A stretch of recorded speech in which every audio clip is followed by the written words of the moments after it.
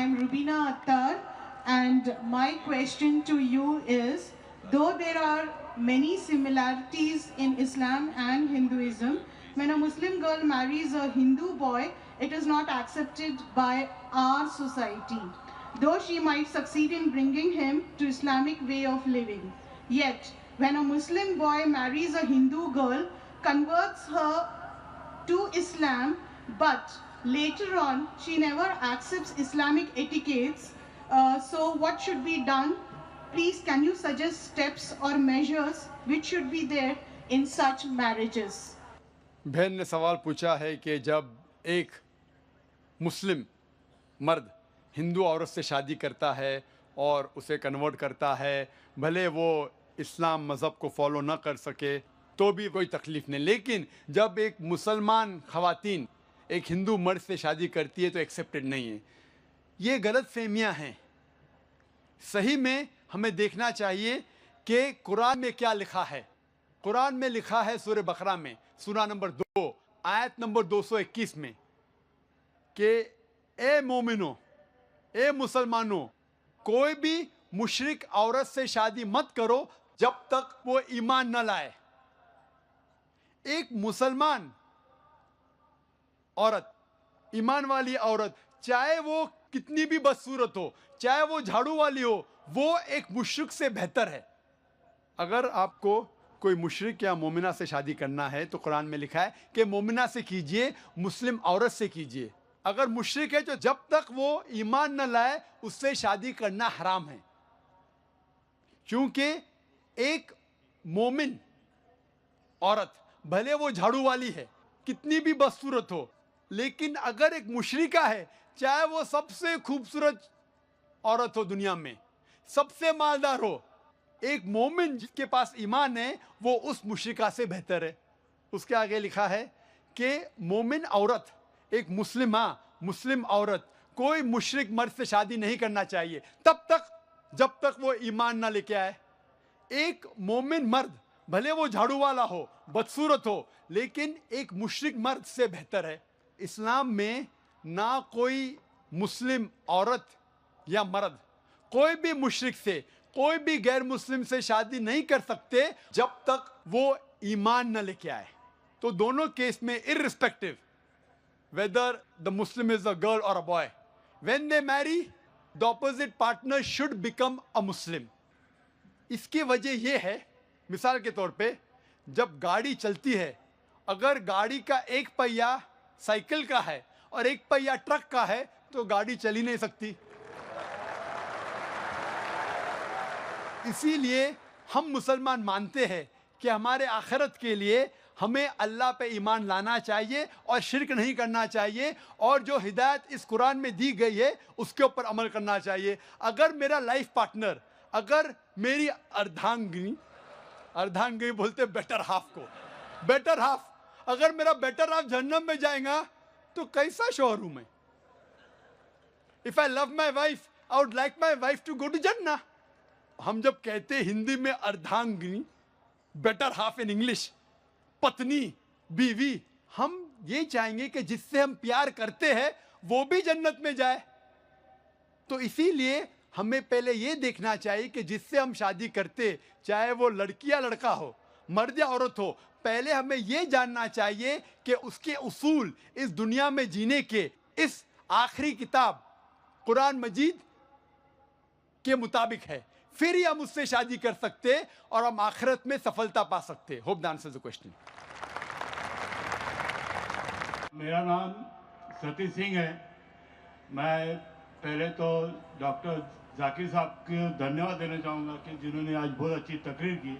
मेरा सवाल यह है, माना जाता है कि वेद ये सबसे पुराने हैं और अक्सर ये कहा जाता है कुरान की जो किताब है ये पहली और आखिरी किताब है, इन दोनों में फ़र्क क्या है?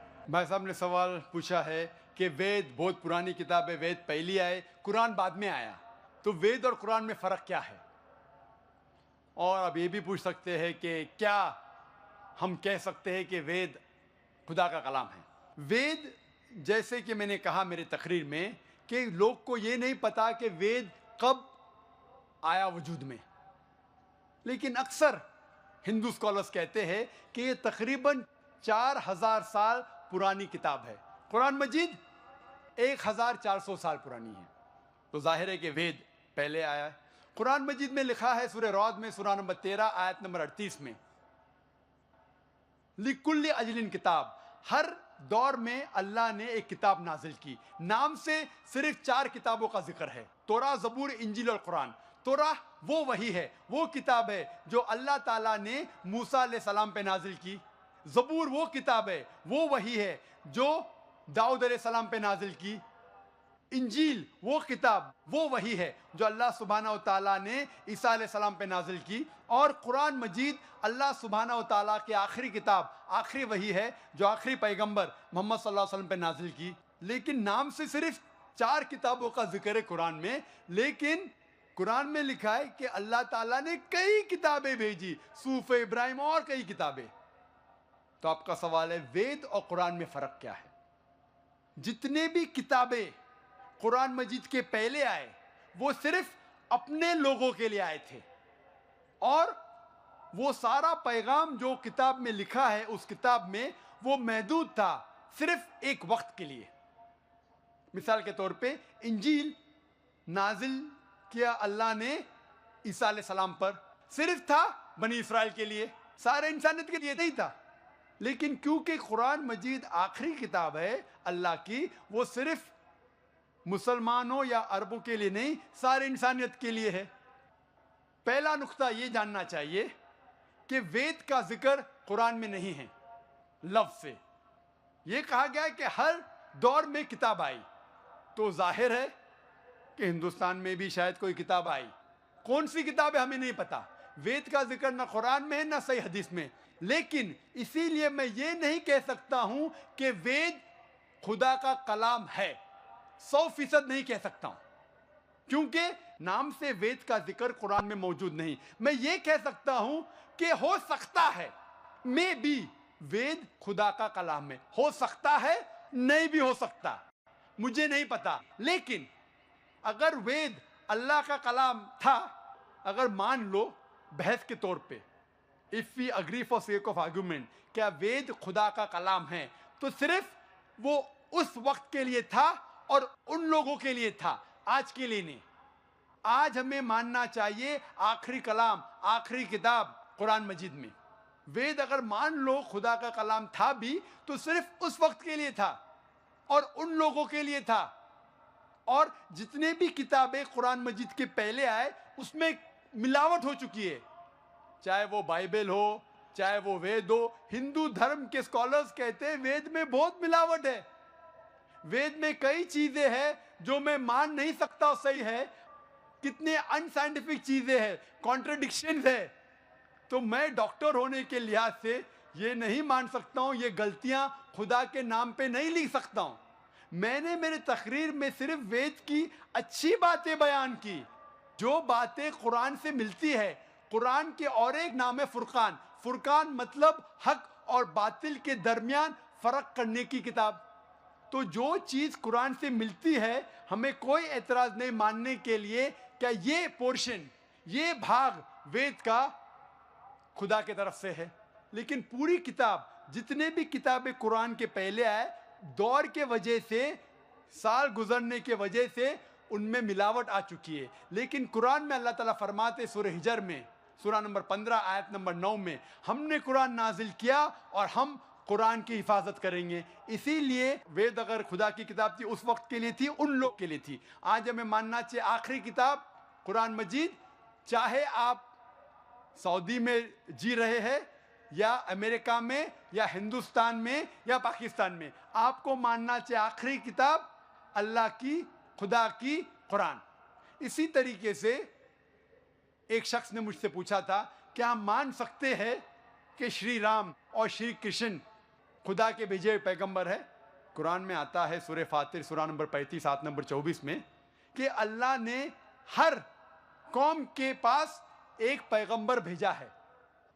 نام سے صرف 25 پیغمبروں کا ذکر ہے قرآن میں، صرف 25. لیکن ہمارے آخری پیغمبر محمد صلی اللہ علیہ وسلم کہتے ہیں کہ اللہ نے اس زمین پہ 1,24,000 پیغمبروں کو بھیجے ہیں، نام سے صرف 25 کا ذکر ہے۔ تو اگر کوئی شخص مجھ سے پوچھتا ہے کہ شری کرشن یا شری رام کیا پیغمبر ہو سکتے ہیں خدا کے، تو میں یہ کہہ سکتا ہوں کیونکہ ان کا نام قرآن میں موجود نہیں ہے، ہو بھی سکتے ہیں نہیں بھی ہو سکتے ہیں۔ کچھ لوگ کہتے ہیں رام علیہ السلام، رام علیہ السلام میں نہیں کہہ سکتا، وہ پیغمبر ہو بھی سکتے نہیں بھی ہو سکتے، لیکن اگر وہ پیغمبر تھے تو صرف اس وقت کے لیے تھے اور ان لوگوں کے لیے تھے۔ جتنے بھی پیغمبر، آخری پیغمبر محمد صلی اللہ علیہ وسلم کے پہلے آئے، صرف ان لوگوں کے لیے تھے۔ آج ہمیں ماننا چاہیے آخری پیغمبر محمد صلی اللہ علیہ وسلم پہ ساری دنیا کو، ساری انسانیت کو۔ Hope that answers the question. آپ سے پوچھنا چاہتا ہوں کہ دونوں ریلیجس میں آپ نے اتنی سملرٹی بتائی، تو کبھی نہ کبھی یہ لوگ ایک چھت کے نیچے ہو سکتے ہیں، تو بائیفرگیشن ان میں کب سے ہوا؟ بھائی صاحب نے اچھا سوال پوچھا کہ اتنے سملیرٹیز ہے ہندو دھرم اور مذہب اسلام میں، تو یہ بائیفرکیشن کب ہوا؟ ایک چھت میں کیوں نہیں رہ سکتے تھے؟ یہ بائیفرکیشن کیا انگریز نے۔ میں نے تقریر کے آخر میں کہا تھا یہ انگریز اس کے ذمہ دار ہے، ان کی پالیسی تھی ڈیوائڈ اینڈ رول۔ نہیں تو عام طور پہ میرے بہت سے ہندو دوست ہیں، ہندو بھائی میرے دوست ہیں، کبھی مجھ سے نفرت نہیں کرتے۔ کئی ہندو مجھے ٹی وی پہ دیکھتے، میں ہندوازم کے بارے میں تقریر کرتا ہوں، جب مجھے دیکھتے تو میری عزت کرتے۔ کسٹم میں جب میں باہر دیش سے آتا ہوں، او ڈاکٹر ذاکر نائک، جو بھی کہیں گے سچ کہیں گے، سچ کے سوا کچھ نہیں کہیں گے۔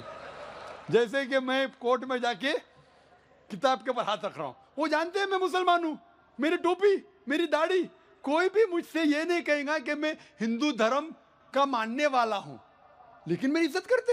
کیوں؟ کیونکہ میں حق کی بات کرتا ہوں۔ یہ انگریز لوگ نے چنگاری ڈالی اور ہمیں بٹوایا، لیکن وہ ذمہ دار ہے، دوسرے ذمہ داری ہماری بھی ہے۔ اگر کوئی ہم میں جھگڑا پیدا کرنا چاہتا ہے اور ہم اس کے جال میں آ جاتے تو غلطی ہماری بھی ہے۔ انگریز تو چلے گئے لیکن اپنی غلط چیزیں چھوڑ گئے۔ اسی لیے میں کہتا ہوں پولیٹیشین سے، آپ دنگے فساد کیوں کرتے؟ لیکن میری یہ درخواست ہے کہ کم از کم آپ اپنی دھرم کی کتاب کو پڑھو۔ اختلاف ہے، میں یہ کہوں گا کہ ہندو دھرم اور مذہب اسلام میں اختلاف نہیں ہے تو میں سب سے بڑا جھوٹا ہوں۔ انٹرفیتھ ڈائلاگ ہوتے، سارے سرو دھرم ایک، وہ ہندو آ کے کہتا ہے کہ ہندو بھی صحیح، عیسائی بھی صحیح، اسلام بھی صحیح۔ عیسائی پریسٹ آ کے کہتا ہے سارے دھرم ایک ہے، ہندو بھی ایک ہے، کرسچینٹی بھی ایک ہے، اسلام بھی ایک ہے۔ کوئی مسلم کو پکڑتے بکرے کو اسٹیج پہ لے کے آتے، وہ مسلم بھی کہتا ہے سارے دھرم ایک ہے، ہندو بھی ایک، کرسچینٹی بھی ایک اور اسلام بھی ایک۔ میں کہوں گا وہ ہندو پنڈت سے کیا آپ اسلام قبول کریں گے؟ وہ کہیں گا نہیں۔ وہ کرسچن سے کہیں گا کیا آپ ہندو بنیں گے؟ وہ کہیں گا نہیں۔ میں کہوں گا مسلمان سے کرسچن بنیں گے؟ وہ کہیں گا نہیں۔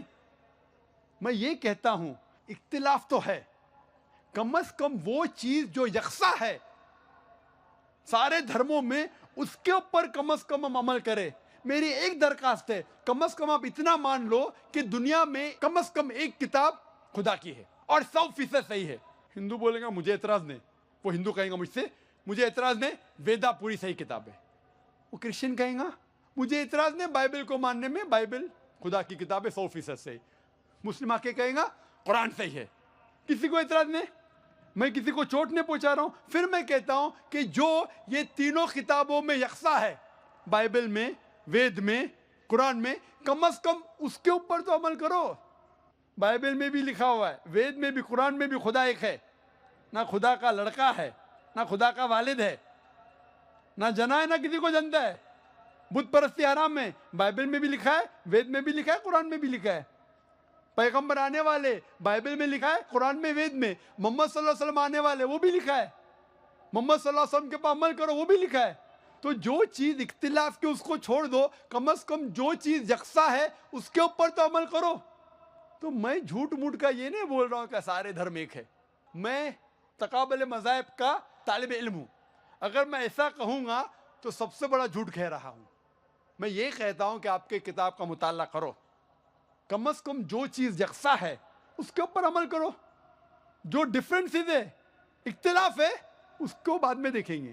تعالوا الی کلمۃ سواء بیننا وبینکم, آؤ ہم اس بات کی طرف جو آپ اور ہم میں یکساں ہے. سب سے پہلی بات, اللہ نعبد الا اللہ, ہم عبادت کریں صرف اللہ کی اور کسی کی نہیں, صرف خدا کی. تو میں یہ کہہ رہا ہوں کہ یکسانیت ہے, اس کو ہم جانیں, اس کے اوپر عمل کریں. اور اگر آپ وید پڑھیں گے, وید میں لکھا ہوا ہے ایک آنے والا ہے پیغمبر, اس کا نام ہے نرشنسا, وہ قورما ہے. ایک کل کے اوتار آنے والا ہے, وہ آپ کو سیدھے راستے پہ لے کے جائیں گے. کل کے اوتار محمد صلی اللہ علیہ وسلم, اس پہ نازل ہوئی قرآن. تو میں کہہ رہا ہوں کہ وید کی کم از کم تحقیق کرو, ہندو دھرم کی کتاب کی تحقیق کرو, اور پھر ہم مل جل کے ایک چھت میں رہ سکتے اور ہمارے دیش کو آگے بڑھا سکتے. Hope the answer the question. My name is Dhanashree Sawant and I'm student of BE Computer, second year. So I just wanted to ask, is the first pair of human being haven't been proved, but it is not established yet.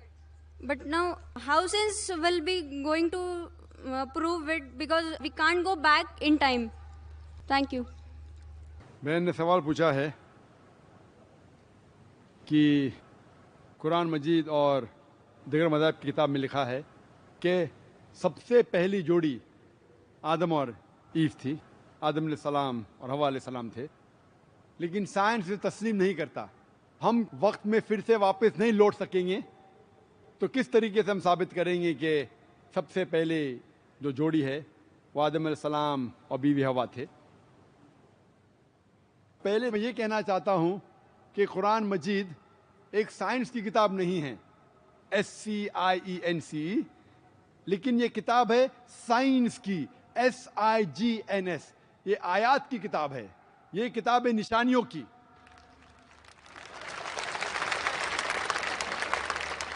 اور قرآن مجید میں سب science کے formula نہیں ہیں, لیکن قرآن مجید میں 6000 سے زیادہ آیتیں ہیں, 6000 سے زیادہ نشانیاں ہیں, اور اس 6000 میں سے 1000 سے زیادہ الحمدللہ سائنس کے بارے میں بات کرتی ہے. اور میں یہ کہنا چاہتا ہوں کہ سائنس اتنی ایڈوانس نہیں ہے, تو میں کیوں قرآن مجید میں ہر بات پہ عمل کرتا ہوں. جو بھی قرآن مجید میں لکھا ہے سائنس کے بارے میں, اگر آپ میری تقریر سنیں گے, مثال کے طور پہ ہم کہہ سکتے کہ 80% سائنس پروف کر چکا ہے کہ جو بھی قرآن میں لکھا ہے 100% صحیح ہے. 80% جو قرآن میں لکھا ہے سائنس یہ ثابت کر چکا ہے کہ 100% صحیح ہے. ابھی 20% از ایمبیگوس, جو ہمیں پتہ نہیں. اس 20% میں سے 1% ابھی تک ثابت نہیں کیا گیا ہے کہ وہ غلط ہے. ان نون, ایمبیگوس, پتہ نہیں, تو ہم ڈالتے اسے ڈاؤٹ فل کیٹیگری میں. Doubtful, we don't know. تو میری لاجک یہ کہتی ہے اگر 80% 100% صحیح ہے اور 20% ڈاؤٹ فل ہے, ان نون ہے, ایمبیگوس ہے, اس میں سے 0.1% بھی ثابت نہیں ہو چکا کہ غلط ہے, کیونکہ سائنس اتنی ایڈوانس نہیں ہے کہ اسے ثابت کر سکے. تو میری لاجک یہ کہتی ہے کہ یہ 20% بھی انشاءاللہ صحیح ہوگا. اور اس 20% میں آتا ہے کہ پہلی جوڑی انسان کی تھی آدم علیہ السلام اور بیوی حوا. سائنس اتنی ایڈوانس نہیں کہ یہ کہہ سکے کہ اس زندگی کے بعد اور ایک زندگی ہے, لائف آفٹر ڈیتھ. آخرت کے بارے میں سائنس اتنی ایڈوانس نہیں. سائنس یہ نہیں تسلیم کرتی جو قرآن میں لکھا ہے کہ قرآن میں ذکر ہے جنت اور دوزخ کا, قرآن میں ذکر ہے جن کا. سائنس اب تک اتنی ایڈوانس نہیں کہ اس کے بارے میں کہہ سکے کہ یہ صحیح ہے.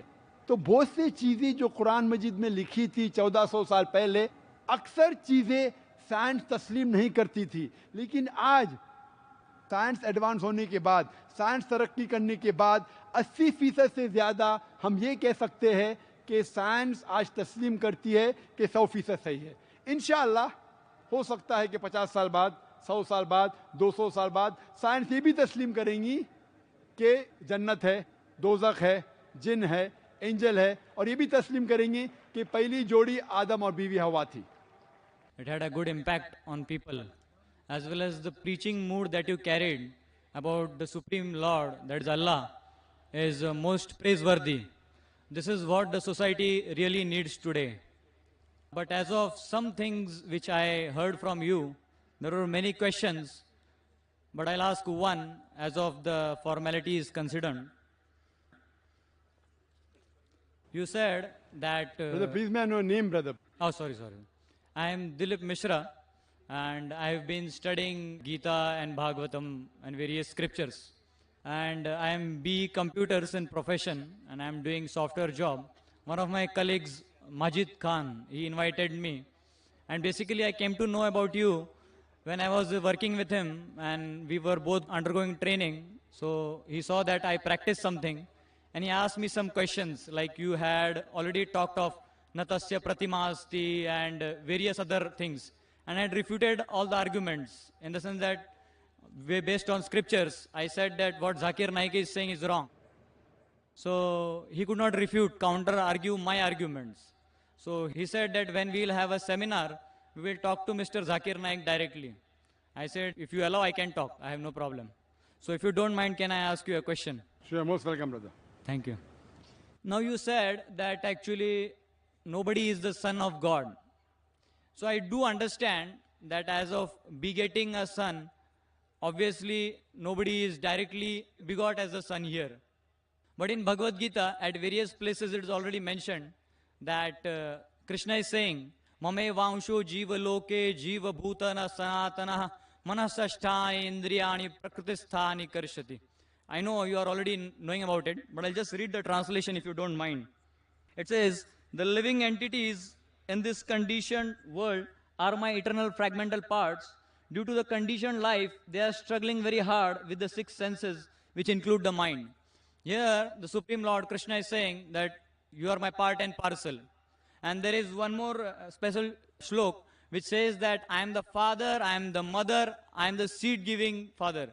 So that is 9.17. If you want, I can just read it for you.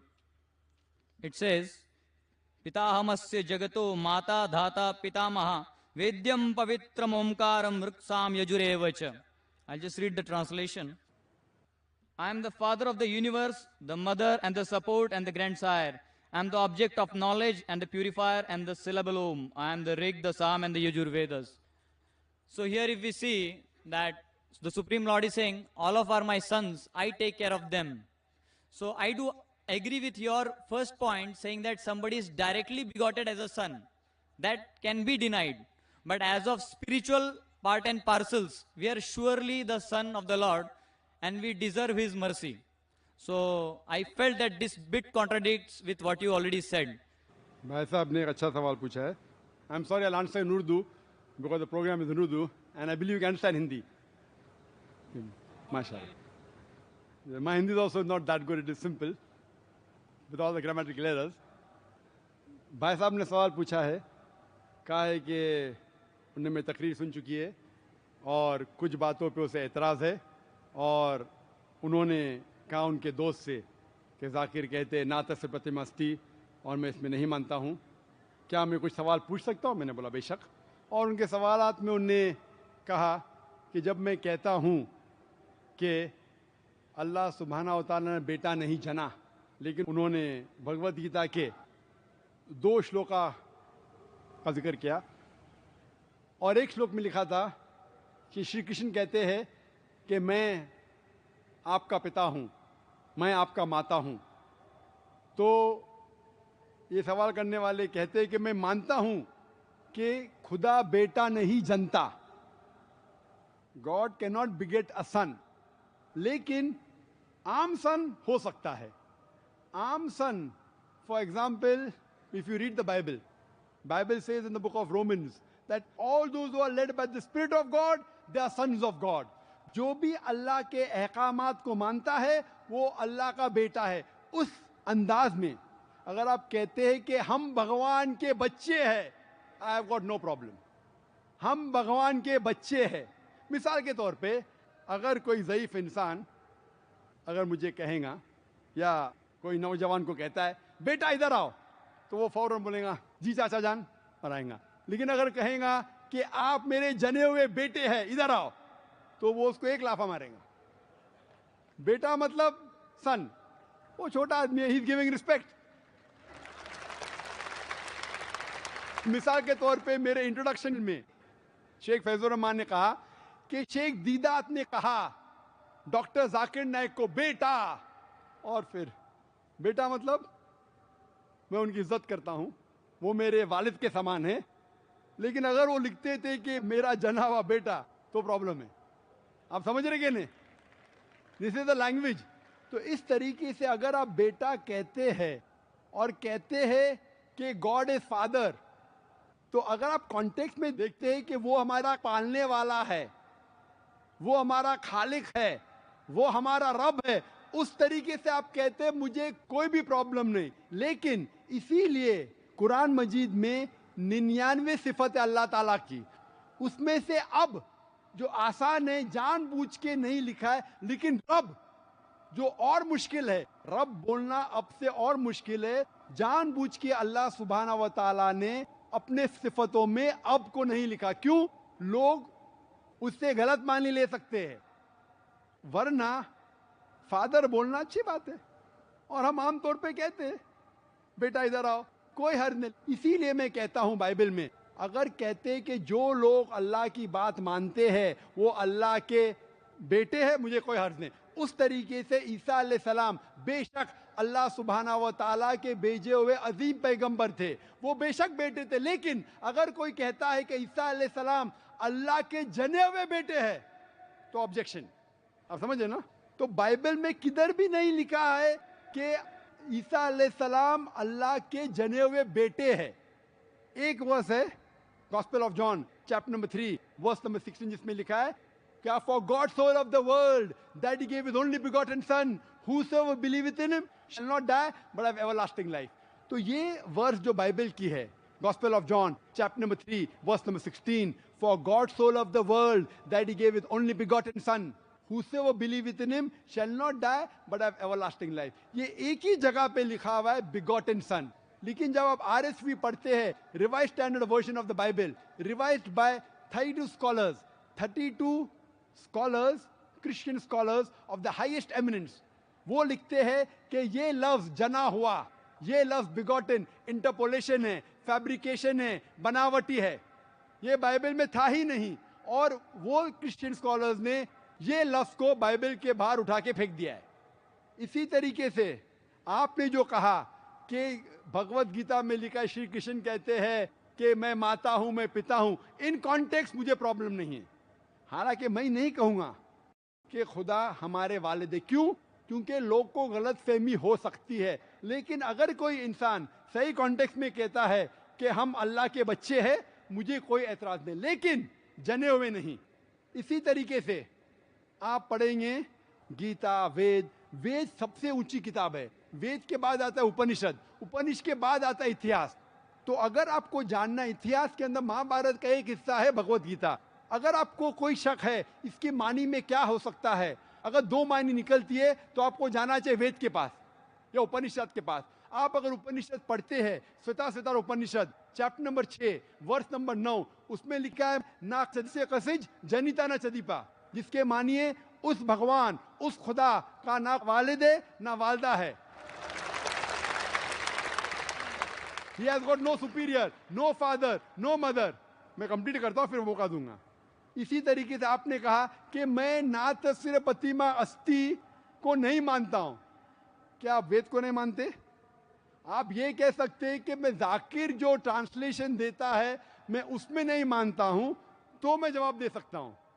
تو آپ کے بھگوت گیتا کا جواب تو دے دیا ہوں, لیکن پہلے جب آپ نے کہے ناتسر پتیما استی, یہ حوالہ ہے Shvetashvatara Upanishad chapter number 4 verse number 19, اور آتا ہے Yajurveda chapter number 32 verse number 3 میں, جہاں لکھا ہے نہ تسیہ پتیما استی. پرتیما ایک سنسکرت ورڈ ہے. اگر آپ سنسکرت ڈکشنری میں جائیں گے لکھا ہے کہ پرتیما کے معنی ہے بت, کے معنی ہے فوٹوگراف, کے معنی ہے اسٹیچو, اس کے معنی ہے sculpture.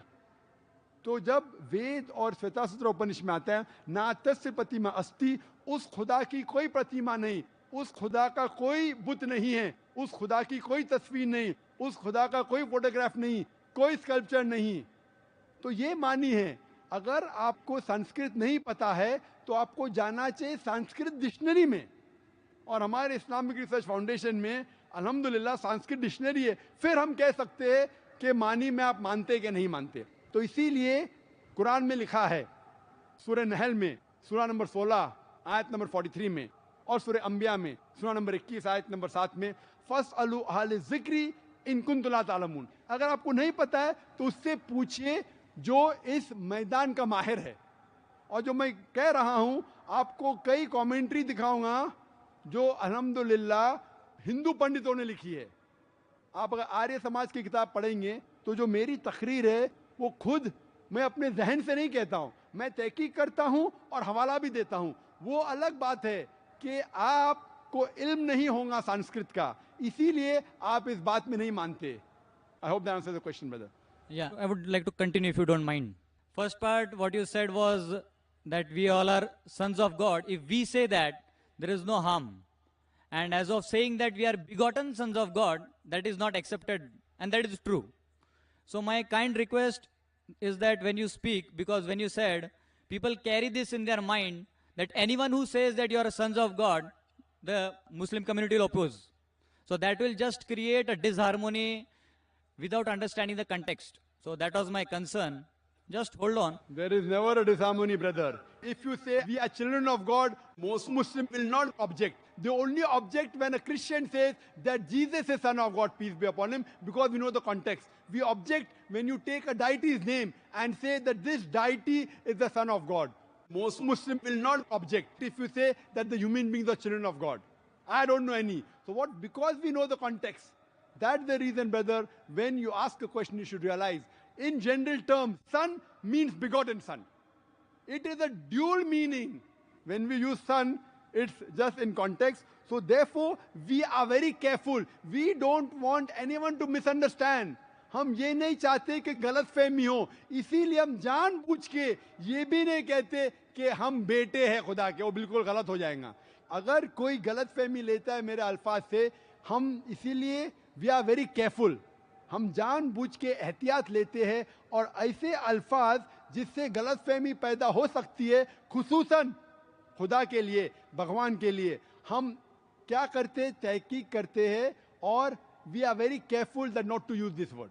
Hope that answers the question, brother. جی دوستوں, امید کرتا ہوں آپ لوگوں نے ڈاکٹر ذاکر نائک صاحب کی یہ ویڈیو دیکھ لی ہوگی اور پسند بھی آ چکی ہوگی.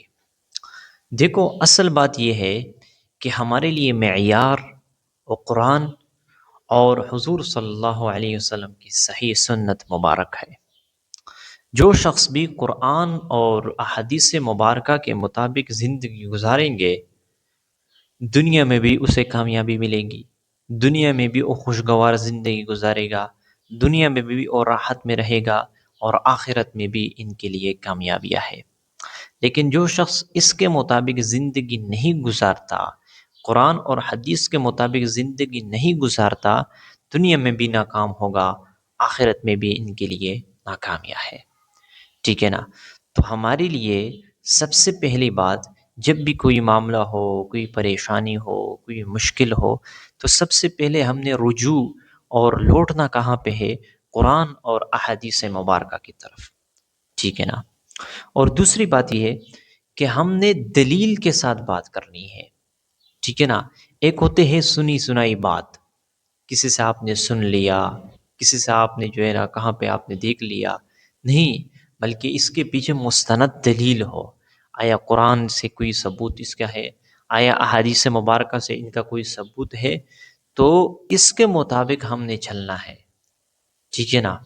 تو اگر ہم بغیر دلیل کے کسی کے ساتھ بات کریں گے, کسی کو دین کی بات بتائیں گے, یا کسی کی رہنمائی کریں گے, ٹھیک ہے نا, تو پھر یہ تو ایک غلطی ہے, اور یہ عقل بھی تسلیم نہیں کرتی. آپ کے پاس کوئی ثبوت نہیں ہے, ریفرنس نہیں ہے, آپ بات کیسے کریں گے؟ ٹھیک ہے نا؟ تو بنیادی چیز کیا ہے؟ وہ ہے دلیل. اور دوسری بات یہ, تحقیق کیے بغیر آپ آگے بات نہ کریں. آپ نے کانوں میں کوئی بات سن لی, اب اس کی آپ کو حقیقت کا پتہ نہیں ہے کہ یہ سچ ہے یا جھوٹ ہے, آپ نے وہ بات آگے نہیں پہنچانی جب تک کہ آپ کو تحقیق نہ ہو جائے کہ یہ بالکل ایسے ہی ہے. آپ نے کوئی واقعہ سن لیا، کوئی مسئلہ سن لیا، کوئی دین یا دھرم کے بارے میں کوئی بات سن لی، تو آپ ویسے ہی اندھی تقلید نہ کر لے، بلکہ اس کے پیچھے دیکھے کہ یہ بات بالکل ایسے ہی ہے، یہ واقعی اس طرح ہے یا نہیں ہے. تو جب آپ اس کے مطابق زندگی گزاریں گے تو جو ہے نا آپ ایک کامیاب انسان بنیں گے. اور دوسری بات یہ نا کہ جیسے کہ ڈاکٹر ذاکر نائک صاحب سے مختلف سوالات ہوتے ہیں، سوال میں شرم نہ کرے، سوال کرتے رہے. یہ آپ کے علم کی علامت ہے، آپ کے علم میں اضافہ ہوگا. اگر آپ سوال نہیں کریں گے تو پھر آپ کے علم کے اندر کمزوری آئے گی، اور جب علم کے اندر کمزوری آئے گی تو بندہ صحیح راستے کے اوپر نہیں چلے گا. دیکھو کامیاب انسان کی علامت یہ ہے کہ وہ سیکھتا رہتا ہے. اگر آپ سیکھیں گے نہیں، سوال نہیں کریں گے، ٹھیک ہے نا، تو پھر جو ہے نا آپ کامیاب انسان نہیں بن سکتے، کیونکہ آپ کے پاس نالج نہیں ہوگا. آپ کے پاس چلنے کے لیے، رہنمائی کے لیے کوئی ہدف نہیں ہوگا، آپ چل نہیں سکیں گے. تو اس لیے سوال میں آپ کبھی بھی شرم نہیں کرنا، لیکن ادب کے دائرے کے اندر، ٹھیک ہے نا. اگر آپ بحث کرنا چاہتے ہو، آپ کے ذہن کے اندر ایک بات ہے کہ نہیں یہ صحیح ہے، چاہے وہ صحیح ہو یا غلط ہو، آپ نے ثابت ہی کرنا ہے کہ یہ صحیح ہے، تو پھر تو یہ آپ صحیح راستے تک اور صحیح جو ہے نا منزل تک آپ نہیں پہنچ سکتے، کیونکہ آپ نے یہ ٹھان لیا ہے کہ میری بات ہی صحیح ہے. تو آپ نے تلاش یہ کرنی ہے کہ مجھے حق بات ملے، حق بات ملے. اور ایک ویڈیو سے، ایک لیکچر سے آپ جو ہے نا مکمل دین، مکمل ایک مذہب کے بارے میں آپ کو علم حاصل نہیں ہو سکتا، بلکہ آپ مسلسل دیکھتے رہیں گے، مسلسل آپ کوشش کرتے رہیں گے کہ مجھے مزید دین کے بارے میں، دھرم کے بارے میں مزید جو ہے نا علم ہو جائے. تو جب آپ اسی طریقے سے چلتے رہیں گے، آپ کو انشاءاللہ اللہ رب العزت ایک منزل تک پہنچائیں گے، ٹھیک ہے نا. اور اللہ رب العزت کسی کی محنت کو ضائع نہیں کرتے. آپ محنت کر رہے ہو، کوشش کر رہے ہو، تو پھر آپ کی محنت یہ ضائع نہیں ہوتے، ٹھیک ہے نا. تو اسی لیے بنیادی چیز کیا ہے ہمارے لیے؟ اصل معیار و قرآن اور احادیث ہے، اور کامیابی بھی اسی کے اندر ہے. بندہ اگر چاہتے ہیں کہ مجھے کامیابی ملے، میں صحیح راستے پہ کے اوپر چلوں، تو کیا ہے کہ بندہ قرآن اور حدیث کو مضبوطی کے ساتھ تام لے، ٹھیک ہے نا. اور اس کے مطابق جب بندہ زندگی گزارتا ہے تو انہیں کیا حاصل ہوگا؟ میں آپ کو بتا دیتا ہوں. انہیں سکون حاصل ہوگا، ان کی زندگی میں ٹینشن نہیں ہوگی، گھریلو پریشانی نہیں ہوگی، مسئلے مسائل نہیں ہوں گے، دلی سکون انہیں حاصل ہوگا. آج کل جو گھریلو مسائل ہے، خاندانی مسائل ہے، ان کی بنیادی وجہ یہ ہے کہ بندہ قرآن اور حدیث کے مطابق زندگی نہیں گزارتے، تو اس وجہ سے انہیں ناکامی ملتی ہے، گھر کے پریشانیاں ہوتی ہیں، مسئلے مسائل ہوتے ہیں. تو مقصود کیا ہے کہ ہمیں سیدھا راستہ مل جائے، ہدایت مل جائے، یہ اصل بات ہے. جب تک انسان سیدھے راستے کے اوپر نہیں چل سکتا، نہیں چلتے، تو پھر اس کی زندگی ایک پریشان کن تذبذب کے اندر ہوتا ہے. تو اس تذبذب سے نکلنے کے لیے کیا ہے کہ ہم قرآن اور حدیث کو مضبوطی کے ساتھ تھام لیں. جیسے کہ ڈاکٹر ذاکر نائک صاحب بھی ریفرنس دیتے ہیں قرآن کی اور حدیث مبارکہ کی، اور اسی طرح جو ہے نا یہ قرآن اور حدیثی تو اصل ہے، اصل قرآن اور حدیث ہے. تو پھر جو ہے نا جو مختلف مذاہب والے سوالات کرتے ہیں، ان کی کتابوں سے بھی ثابت کرتے ہیں کہ دیکھو ان جو دیگر مذاہب کی کتابیں ہیں، ان کے اندر بھی یہ دلائل موجود ہے کہ یہ قرآن اور حدیث یہ بالکل حق اور سچ ہے. تو اسی لیے اگر بندہ چاہتے ہیں کہ انہیں کامیابی ملے دنیا میں بھی آخرت میں بھی، اسلام کو فالو کر لے، دین کے مطابق چلے، قرآن اور حدیث کو مضبوطی کے ساتھ تام لے.